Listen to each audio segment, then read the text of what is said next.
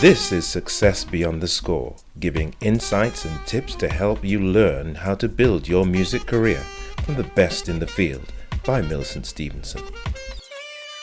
Millicent is a multi-award winning saxophonist and endorser of Harry Hartman's Fiber Reeds. She is currently serving on the executive committee of the Musicians Union. With over 40 years experience in the creative industry, Millicent has honed her performance and business skills. She provides personal development training and coaching via her online platform, successbeyondthescore.com.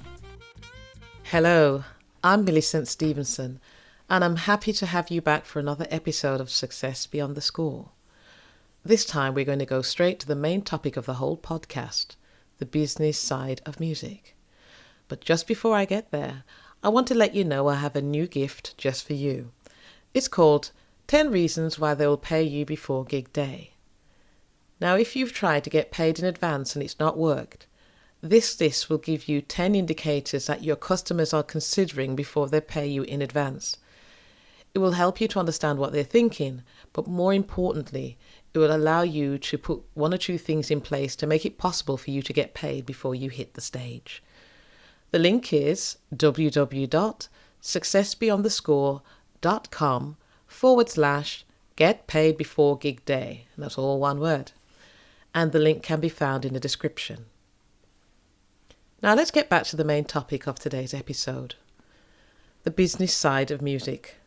It is an essential part of the journey to becoming a professional musician, but it does intimidate many emerging artists.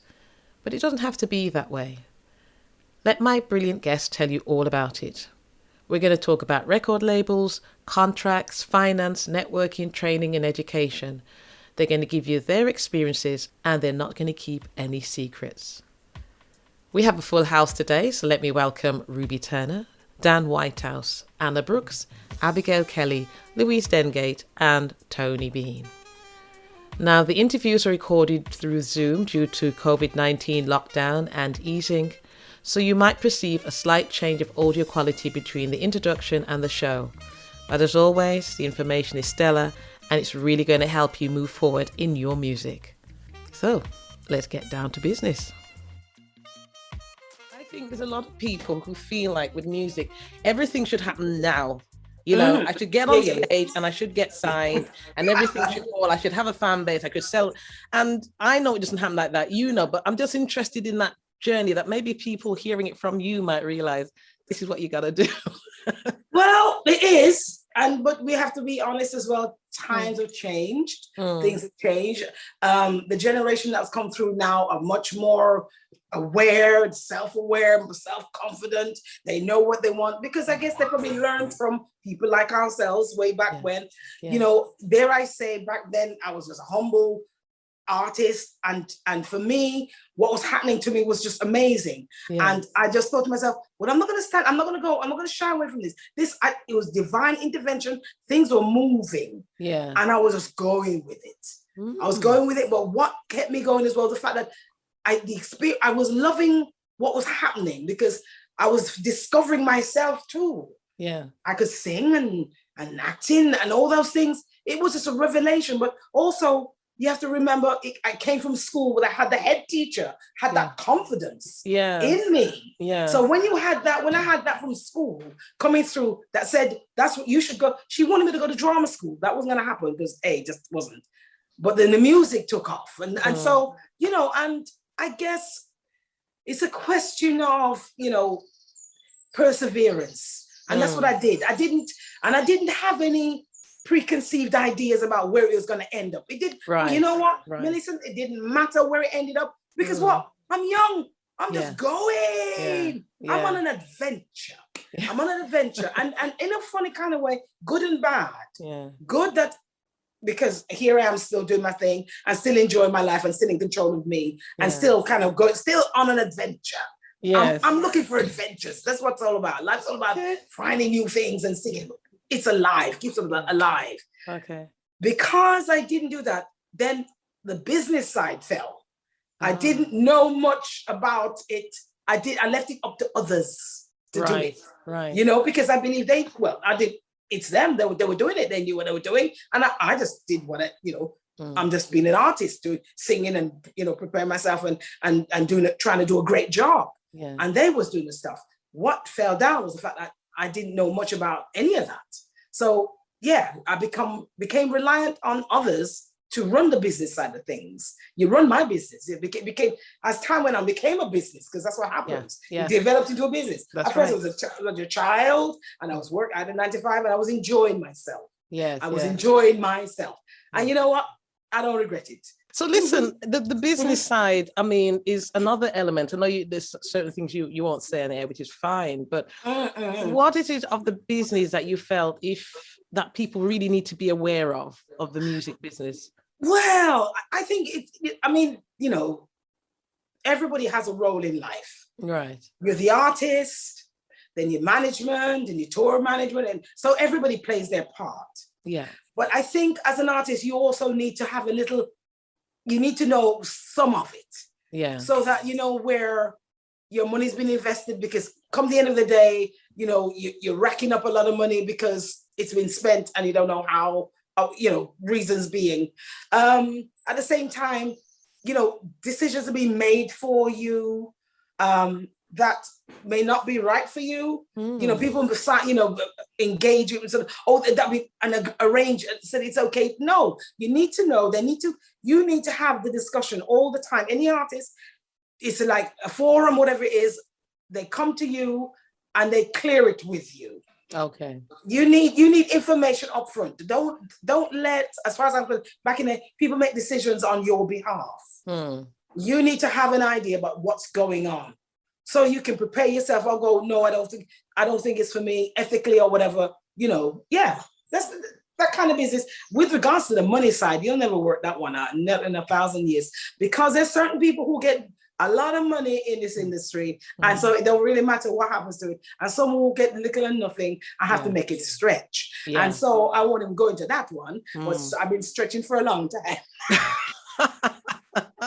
I've been making it stretch to the point where there's no stretching, and so. But doesn't matter, because I've now find myself in a position where, having worked so hard, when the deals all kind of dried up and it wasn't going to happen anymore, 2007 was when I made my own album, recorded my own independently. But then that meant I had to, it's my savings, I was working hard, touring hard with other people and with my own band as well. And I just invested in, because I wanted to keep recording. Yeah. Because that was going to happen. I waited so long for a deal to come. The ones, I had several deals that were like really not very good, because what happens with them, they give you a deal, but then you don't get the support in terms of to promote the product. Okay. And you're expected to go and sing across the whole strata just to publicize it, and that don't work as well as having the support, the backup of somebody investing in the PR. So there's all those things. So I was able to do my own album, and which was great. But then again, I didn't realize that the PRing and the promoting and whatever, it was another load of finance that I had to find. Yeah. It's one thing finding the recording stuff, and the rest of it. Yeah. So, and I thought, well, it doesn't matter, because even when I was signed to them, it wasn't there anyway. So let's carry on. Yeah. Yeah. At least I own the product now. At least I can go out with conviction and heart, because I'm doing something which is from me. You gave birth to it, so you support it, and that's basically what I've been doing ever since, really. Wow. Yeah, 5 albums since, I've recorded since then. But yeah, it's not been easy, but just to keep going, I'm jumping, but hey, that's where I am now, No, I mean, I think it's really good, because one of the things I like about you is that you have a long-lasting career, and it's a full-time music career. And I wonder, I mean, we've talked about many things, but what are the sort of things that you feel has made it possible for that longevity, and that's just kept it? Because not everybody can actually do over 30 years or more. But well, like I said at the beginning, it's the adventure. I'm a child of possibilities, endless, and because the music is first, I've served the music. And if you know what it is that you are doing and you're serving, then everything else will pale. I mean, it's you'll get by because of your determination to do this particular thing. Yeah. I never to be honest, no, in truth, there was a time when it got so stressful and I kind of lost heart in it that I went and retrained as a early years learner. Teacher, yeah.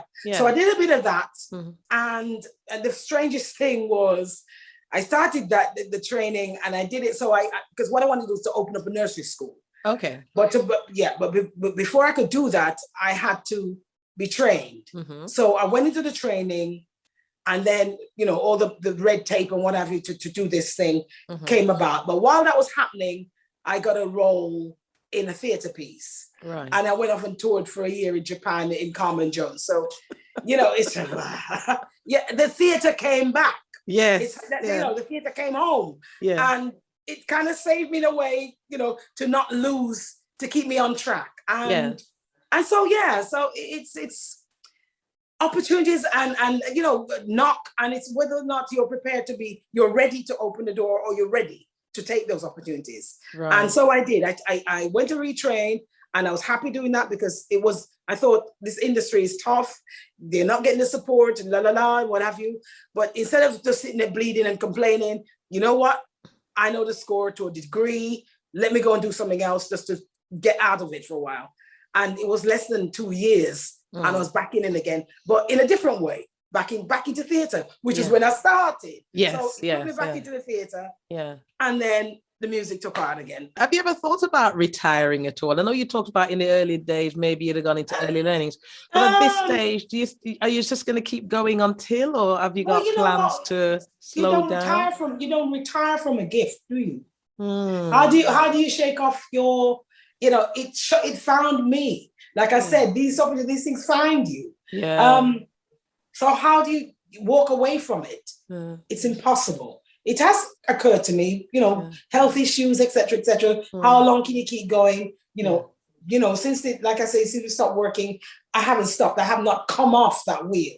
It not stopped, non-stop. Yeah. And the little break came, for someone like me and many others, I'm sure, appreciated just putting that suitcase away. And after when you open on, I got 4 suitcases for different nights. How long you're staying, how long you're not staying. It's like, there's no room in this house. So there's, packing and repacking. That's all. That's our lives, packing and repacking. We live in suitcases, literally. Yeah. And so, there are times during this period where I thought to myself, I want to continue singing, but can I go back at that ferocious rate? I don't think I want to. I don't think I can. The energy, because whatever we're going on, that spirit that we move with when we fired up to work, I've been doing. And so time to breathe, you decompress and think, whew. Yeah. It takes a lot to gear that machine back up, baby. Yeah. And I think that's one of the things about lockdown is it's given us all a chance to sort of review our lifestyle and think what changes will we make and how to do it a little bit differently but better, and more comfortable, absolutely. But I've also been very fortunate because the work I do is at a level, which means there's not too much. Although with my band, and we're back in the bus, and all of us hurtling down. 3 hours later, we're all piling out. Some can't walk, some all stiff. Listen, that's the thing. That still goes on. Trust me. And then when I would just been shaking everywhere and whatever. Yeah. Two completely different lifestyles. But I wouldn't trade it because one keeps me very grounded, and one I'm giving thanks and praises. Yeah. So 2 jobs, and then, you make it work. You make it work. But I think this time round, I don't think the retirement is something that I can really deeply consider, unless for health issues, then I have to stop. But no, I think in some capacity, I will still be doing something. Yeah. Maybe not at the level and like I say, that I've been doing it before, she says, because I've seen Lexia's diary. and all those things you have to honor that has been moved and get moving. Yes, And moving. So I said, God spare my life, I shall honor next year. And then I shall give it a real good think. For the next year after that. Don't anybody get clever and put anything else in next year. Hold that diary. Yeah. 2023. Yeah. Let's try and get to it. Well, who knows? Who knows anything? But yeah, we'll see. But the idea for me, I'm thinking, I think maybe just go easy next time. Go easy when we ease back into it. And we've valued life. How you live your life now is really very important. Okay, so listen, you've mentioned that you're signed to a label, and one of my previous guests, he was also signed to a label, and he talked about the highs and the lows of being signed to a label. But the industry's changed, because once upon a time it was really important to be signed to a label to get anywhere in music. Now you can DIY. So why did you decide to be signed to a label rather than do it yourself? I just really like this particular label, Reveal Records. And I have a good creative relationship with the MD, Tom Rose, to the point where he produced my last double album, Dreamland Tomorrow. So he has a beautiful creative vision that I've enjoyed working with and working under. So I think that you're right, that the industry has changed and people have a lot more liberty now to do as they please and to carve out the career that they want. I'm still in love with the album format in terms of pieces of art. I have a desire to write and produce albums, and I'm happy to have found a place to present them to the world through in Reveal Records. I like a lot of the other records that he puts out, and I think it gives people a good sort of window, a way of presenting it, the music, the songs. So are there any sort of tips you'd give anyone who wanted to be signed with a label based on your experience of how you got signed? I think research and buying and loving and consuming the records that you love. I think a label's really good if what you're doing is quite niche and it can be well supported in that way. So I think half of the battle is working out which label is appropriate for you and which you want to be signed to. I think it could be a bad situation if you're signed to the wrong one. So a lot of networking and going to shows and meeting the people sort of behind the websites, me actually doing the human touch of talking to people. And the label's run by Tom Rose, and we were in contact for about 7 years before I signed to the label. He was booking me for some shows and stuff. We were in contact, but you have to do things at the right time. Yeah. And in terms of the right time, would you say that there's certain things you have to have in place that would make you attractive for a label? Well, it depends on the label. I mean, with Reveal Records and Tom Rose, he's very much an artist himself, a creative person, and we had to wait for the time where, first of all, he heard something that in the music I was making that he wanted to release. And then he could see he had some creative ideas of people I could co-write. Like the first record I put out, I remember him saying, it's really missing a story song.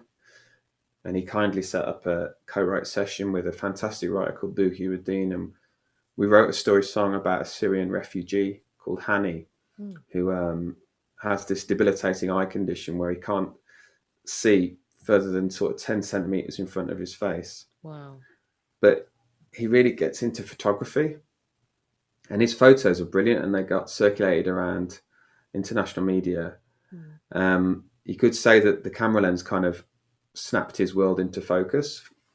So much so that his family got pulled out of the camp in Lebanon and were offered sanctuary in Canada. Wow. And the Canadian authorities thought they could save his eyesight with the technology, which sadly they couldn't. So it's this sort of bittersweet story where, he made the ultimate sacrifice, but his family were all rehoused and had a new chapter, a new life. And with, Tom introduced me to Boo Hewardine, and together we wrote a song called Close Up. For me, that's the benefit of being signed to Reveal Records and being involved in a creative community, having the opportunity to realize ideas for ideas to become reality.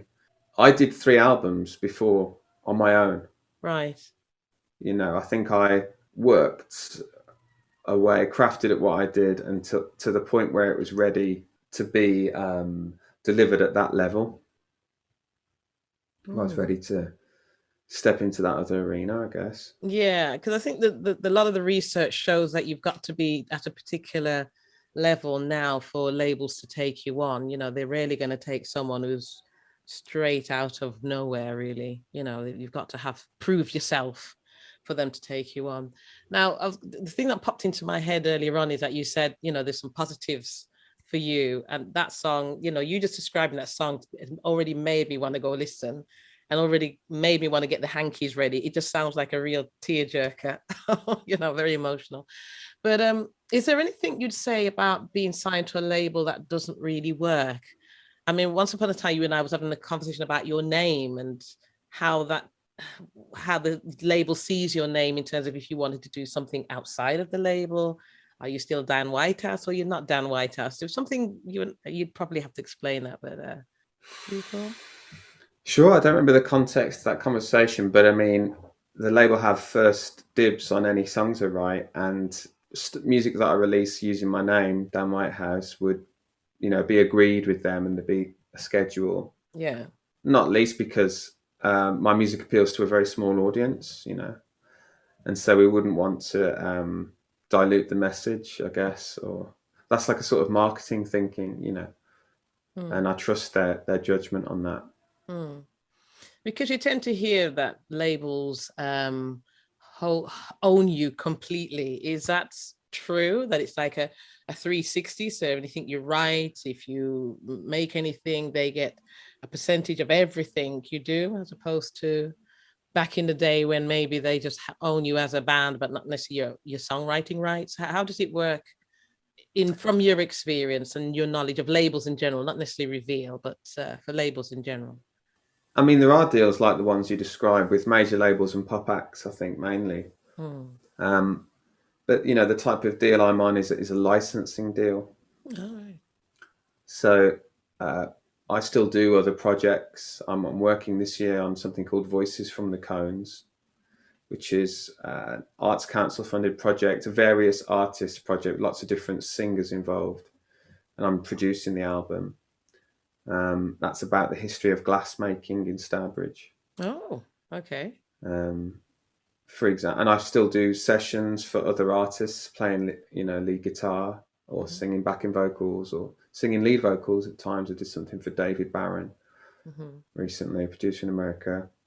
I just, we'll discuss album projects together, and then I'll license the album to them for a set period of time, but it's all through negotiation. Do you want to just say what you mean by a licensing deal, because people may not know what that means? So you hand the rights of the recording to the record company for a set period, 5 or 10 years, or forever if you want to. They own the master rights to the recording. They can then exploit those rights in any way they see fit. So seeking out syncs for it, so trying to match the music with television, film, or advertisements. And that's separate to the publishing deal I have with Westbury Music and Reveal. So you mentioned about the different routes to different things. I want to be able to say something about that, because when I have people listening, you're thinking, well, how do I become a ranger, or how do I play for Brooklyn Funk Essentials, or how do I play for, not necessarily those bands, but what are the sort of routes that you spot as you were going through the music industry for people to, or musicians to navigate or to take? That's a tricky one. I mean, it's a very personal thing. I think, for me, the way that I've been able to join these bands is literally from from the very beginning, I can only ever give 100%. So I'm completely incapable of doing a half-hearted job on anything, which over all aspects of my life, which drives me insane, because it means if I start cleaning the house, then every little inch of, I can be a little bit obsessive like that sometimes. Okay. I can't do a half-hearted job. I'm an all or nothing person. So with music, I will throw myself into a project 100%. And I think, and I work really, really hard, and I make sure if I'm learning material that I will know something inside out and back to front. And I think, and also, practicing, really knowing my craft, people do notice. You might not think, but people do notice. So, for example,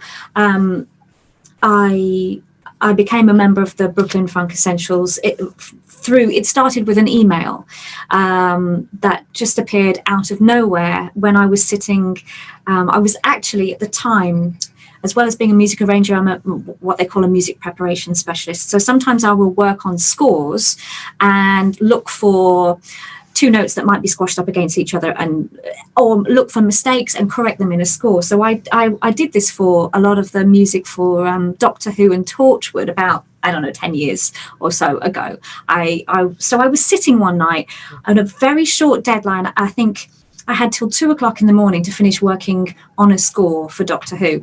I wasn't composing the music, wasn't arranging the music. I was literally looking at the scores and making sure that nothing was in the wrong place. It was really meticulous sort of work. And this email arrived in my inbox from a man called Ivan Van Hetten, who I'm now engaged to. I was going to ask. Yeah. Yes. And we've been together for nearly 10 years now. We were supposed to have been married in April, but obviously with the situation, we've had to postpone. And this, an email arrived saying, I've been passed on your name, and basically I've checked you out on the internet, and we're looking for someone to tour with us, and I wondered if you might be interested. And looked the band up and thought, wow, this is fantastic. I would have been interested to tour at that point anyway, but to tour with a band where you absolutely love the music, it's just that's a blessing. And it seems like that has dropped out of nowhere, but actually when I asked later, where did you get my name from? Apparently my name had come up a few times, and this is an international band, so they were sort of looking worldwide.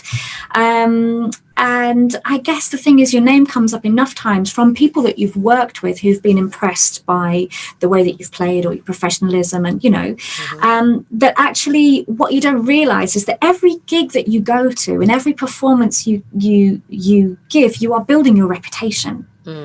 Every single time, and people do start to talk, and you might not be aware of it, but that's why it's so important to always give your best, always play your best, always turn up on time, always take care of your appearance, because what you don't always realize is that you're laying down those foundations for someone to then give you a recommendation that may lead to another recommendation, and you start moving in different circles, and maybe gradually sort of moving up the ladder, which is what has happened throughout my career. And I think also having your own material out there as well. I was fortunate enough back when I recorded my jazz album with the Anna Brooks Quintet back in 2003. I was fortunate enough to have been commissioned by the Jerwood Music Foundation to write music for a performance at the Cheltenham Jazz Festival, and then somebody heard that when I was playing the same music at the Brecon Jazz Festival, and then they said, we've got a new record company and we'd like to sign you. And I thought, nonsense, that's just people tell you things at gigs and you're like, yeah, and I literally was backstage going, I got a recording studio, but it was a kosher thing. And again, it's these little, every gig that you do and every new opportunity you take advantage of and you take on board, you're sowing the seeds for things that you don't realize that then happen further down the line.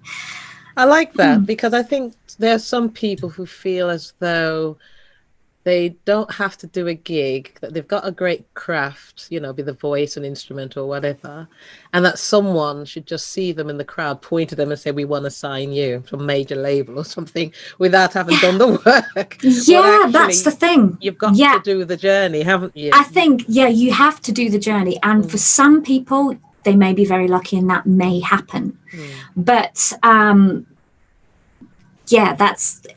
that would be luck. You happen to be in the and there is an element of luck as well, I suppose. But happening to be in the right place at the right time. But I think that's also part of the culture that we live in, where people think, I can maybe just get a social media presence and then something amazing will happen. Yes, yeah. No, you've got to, it's years and years of practice. Yes. Years and years of hard work and experience.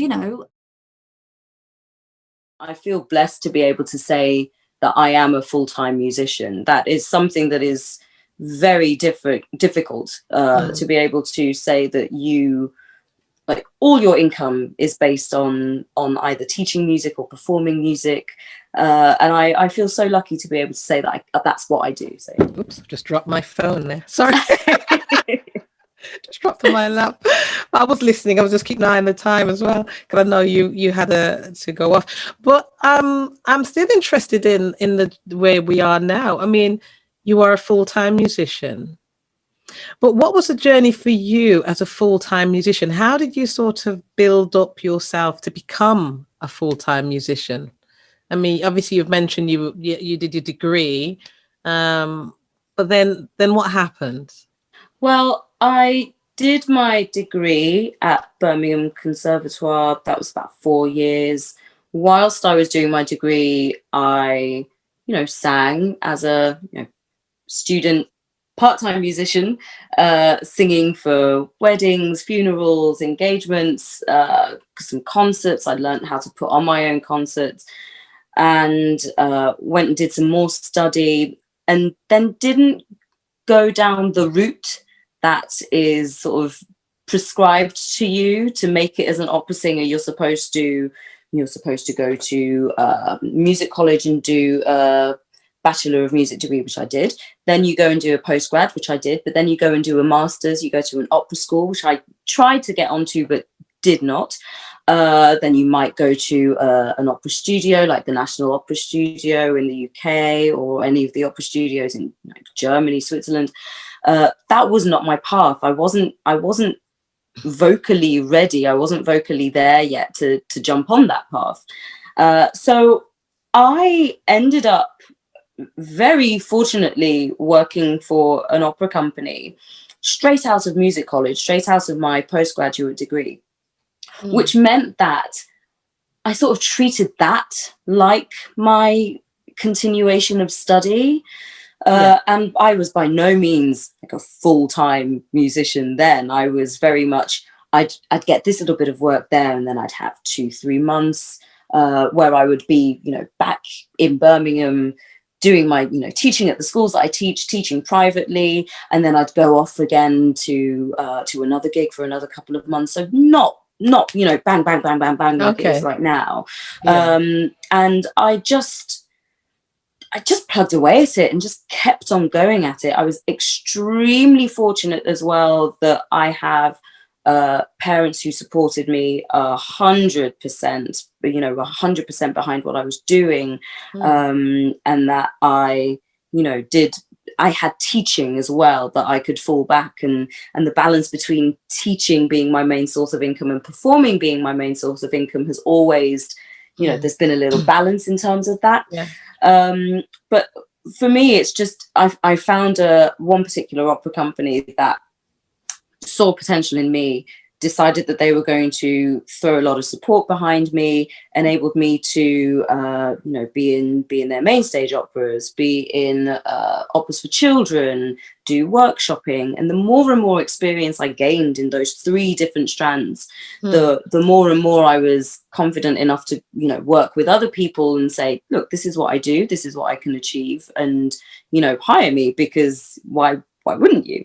That sounds so awful, doesn't it? Why wouldn't you hire me? Come on. But, you have to, I am hilariously, I am also really backwards in coming forwards with what I have to offer. And I think I've only recently become more forwards about what I do and what I have to offer. And I think that's a massive part of becoming a full-time, whatever it is that you're, whatever it is you're wanting to do, a full-time musician, a full-time music producer, studio engineer, full-time music librarian, full-time choir master. You get to the point where you look at yourself and you go, actually, I have a lot to give. I have talent, I have drive, determination, and I conduct myself in a certain way. So yeah, I'm going to go out there with that energy into the world, and hopefully people will pick up on that and employ me.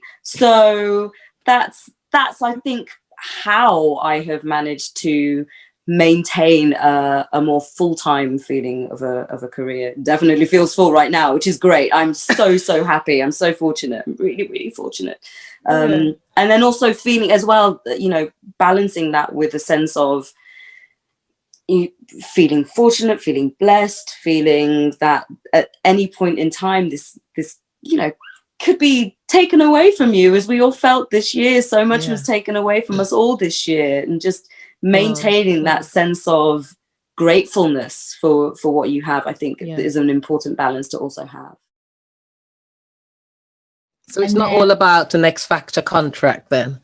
No, my goodness, X Factor's got a lot to answer for. Seriously, that program. I mean, I get it. It's fun and it's it's family entertainment, but I do think it sets this ridiculously high standard, and it makes a lot of young people, I find, think that they're really rubbish because they're comparing themselves to people that X Factor sometimes make out, oh, look at this boy band, they've just been rehearsing in their bedroom for the last year and a half and they're just amazing, when actually that's not always the case. Like X Factor scout for groups that are already managed and produced and are already excellent, and then get them to pretend to do an audition when they've had so much work. Like I was working with a boy band and they are excellent, 4 boys. They've got very wealthy families, they've had a lot of money put into them, they've had a lot of training, and then X Factor scouted them and said they wanted to put them in auditions, and they'd make this whole story that they're just 4 lads that got together a couple of weeks ago and are amazing.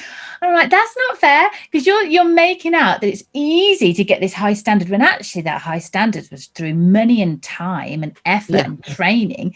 And then other people look at it and think, oh, I'm not as good as that. Well, yeah, because you just haven't spent £10,000 or whatever it was, that ridiculous amounts of money their 4 parents have spent on them.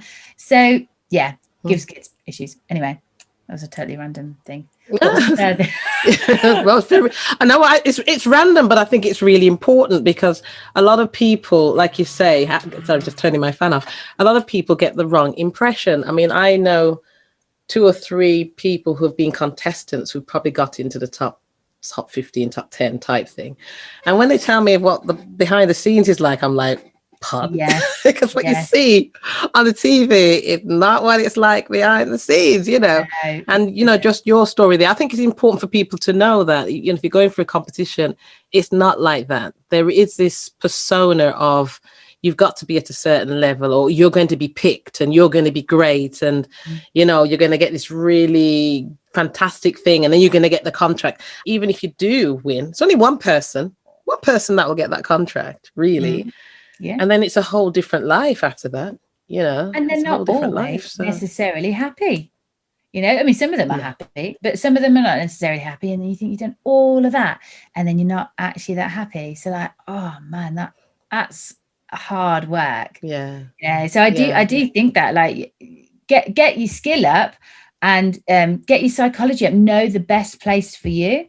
And that might not mean fame and fortune. Now, for some people, they totally want the fame and fortune, and if they got it, they'd be like flying. But other people, it wouldn't suit them. So I think there's a lot about knowing who you are and where you fit, and where's best for you as a person. But the third thing I think go on. I'm going to say number 3. The third thing I'd say is, like, just get out there. So when I was first wanting to get in a jazz band, before I met Alex and auditioned for his band, I saw lots of signs up for different jazz bands around the area. So I would just walk in and find the leader and go, hi, I really want to get into jazz. Any chance of singing with you guys tonight? You know, I can sing this number, this, you know, all the standards.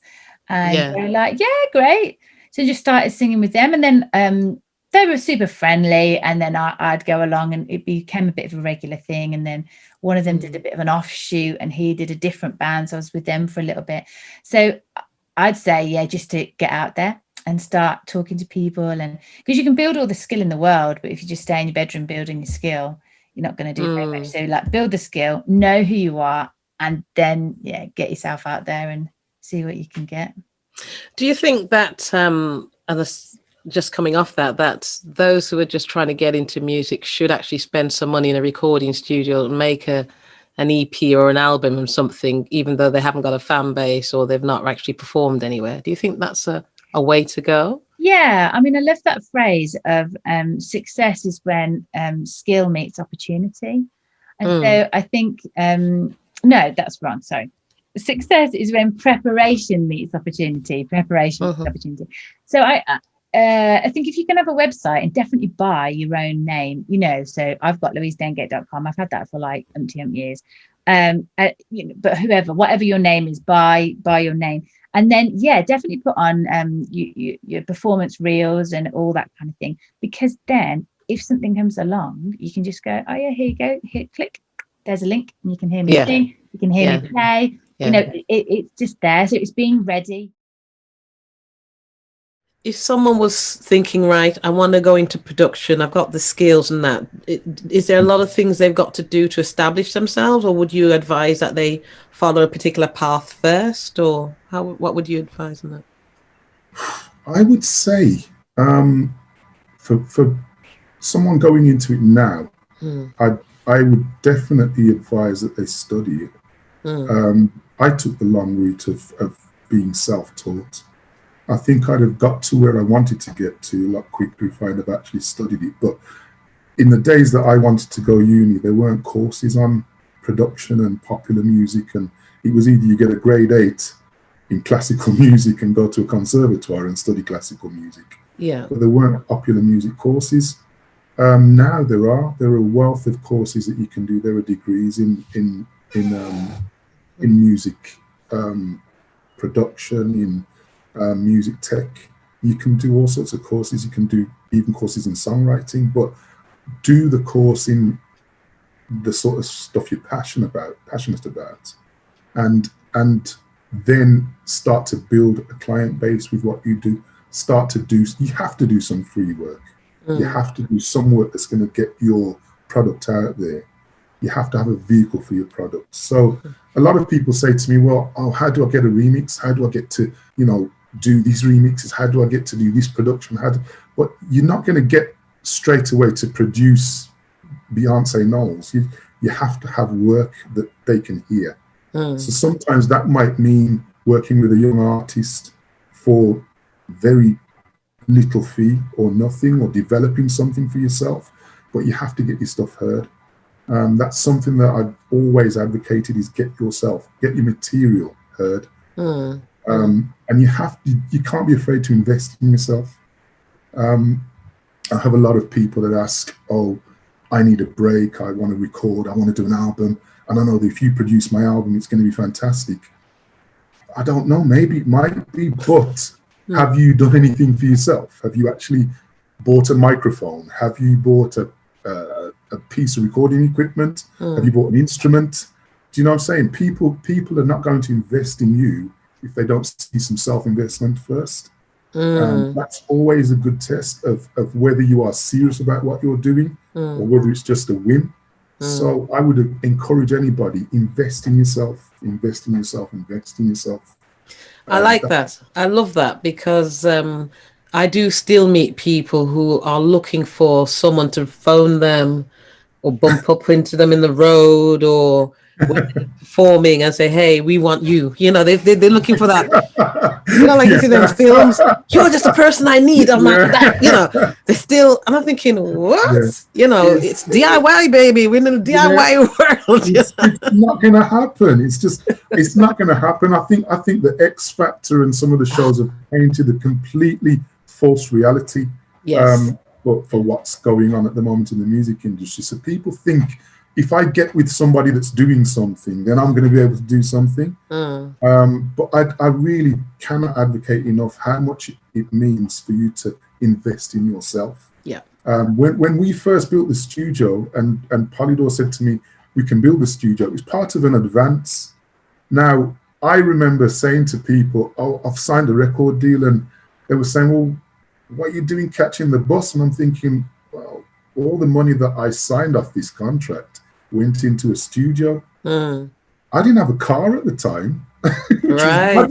And Michael had a car. Yeah. And Michael used to say to me, people think you're crazy, you know, Tony, because most people go out and look after themselves. They get a record deal. It's all about, yeah, you know, look, and I'm thinking, I've invested all this money into a studio. There was stuff I didn't have in my house. You know, I was newly married. We'd got a house, and there was stuff that needed fixing, doing up and that. And God bless her, my wife said, okay, I understand what you're doing. I can see where you're going with this. And it was the best investment I ever made, because I'm still earning from it now. It's what's making living for me now. But at the time, I was sometimes catching the bus to that studio that I owned. But it was... Yeah, so you said a couple of really interesting things here. You used the word advanced. I mean, you could just explain what that really means for people who don't understand it. That's my first. Well, I think in the days, I think this still is the case. When you sign to most major labels, they give you an advance of money once you sign the contract. So it could be for your first year, you get a certain amount of money to produce an album for them. And on the second year, they'll give you another advance to produce another album for them. And normally it's an escalating scale, so it goes up each year if you've produced your albums and done your music for them. But that advance is paid back from your royalties. What a lot of artists don't realize is it's a loan, it's not free money. So that's when you hear the stories of artists that say, I'm broke, got no money, and I've been ripped off. It's not necessarily that. It's just that when you sign to a record company, they will put all this money into you.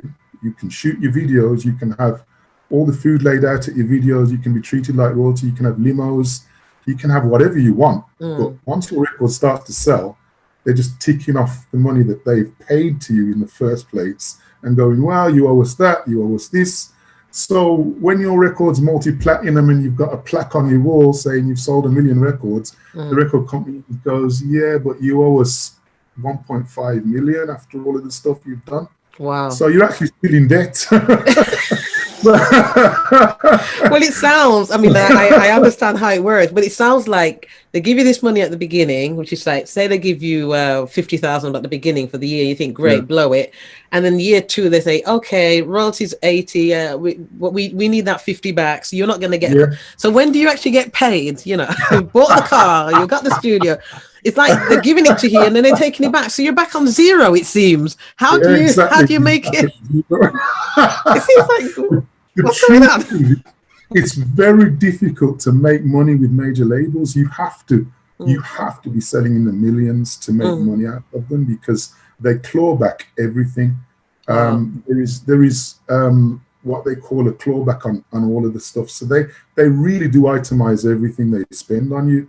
So you really have to be selling records. And I pity people that are signing them now.